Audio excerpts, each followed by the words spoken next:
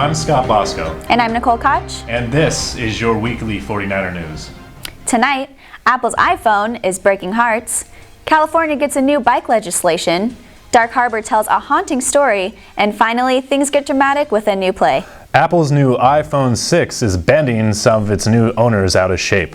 The iPhone 6 and 6 Plus were released to the public a few weeks ago with a larger screen, a better camera, and a few unexpected features. Days after the release, rumors of iPhone 6 Plus models being capable of bending just by being placed in a front or back pocket emerged. Apple has since responded to such rumors by saying that the number of reported cases are extremely low and normal use will not cause such bending. Cal State Long Beach student Michelle Tran, owner of an iPhone 6 Plus, stands beside Apple and loves her new phone.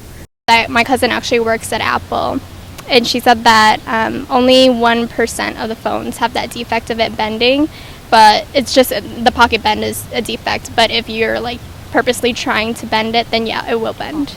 Adding on to the problems are difficulties with the new iOS 8, where owners of older iPhone devices are left unable to update to the newest software system without dealing with glitches. English creative writing major Tiffany Ariano, owner of an iPhone 5S, is one of them.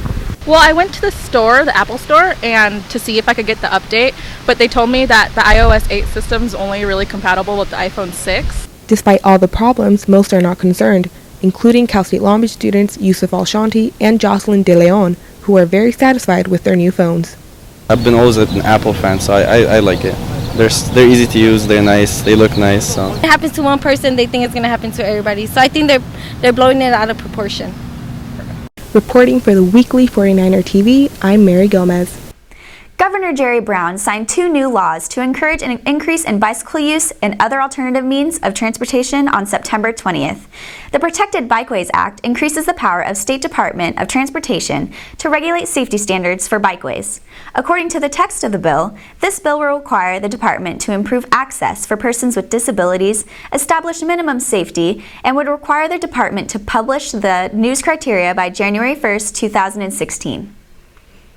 The Queen Mary's haunted history returns from the dead at Long Beach's biggest Halloween attraction, the Queen Mary's Dark Harbor. From October 2nd through November 2nd, Dark Harbor brings the real haunted story of the Queen Mary to life, with 6 frightening mazes and over 200 monsters. This year's Dark Harbor unveiled new attractions including 2 brand new mazes and a new voodoo village. I was called upon to investigate the horrors of Dark Harbor. Continue watching if you dare.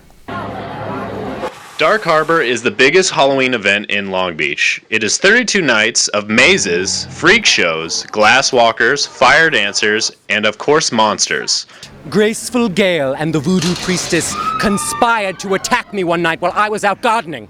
That was the Ringmaster, talking about Graceful Gale and the voodoo priestess, the 2 newest members to join the Queen Mary's undead crew. Both of whom Dark Harbor introduced as part of 3 new mazes, where guests could slosh through the swamps of the Voodoo Village, waltz with the pale Graceful Gale in Soulmate, or look for the murdered spirits of ghosts in the notorious B340. In the end, Dark Harbor didn't disappoint in the scare factor, and had guests like Kiki Dixon in sweat. Made me so scared. I've never been so sweaty in my life. At the Queen Mary, I'm Scott Bosco. Tickets for Dark Harbor start at $20 online. Did you want some fresh fruit in between classes, or what about some homemade pita chips with hummus to take home? Well, you're in luck. The Farmers Market is back on campus. 2 to 3 times a month, you can find a row of different distributors selling fresh produce, homemade snacks like dried fruit and nuts, and my personal favorite, the cake. The Farmers Market is every other Wednesday on the Friendship Walk right near the USU. Make a point to stop by for delicious snacks and support the local companies.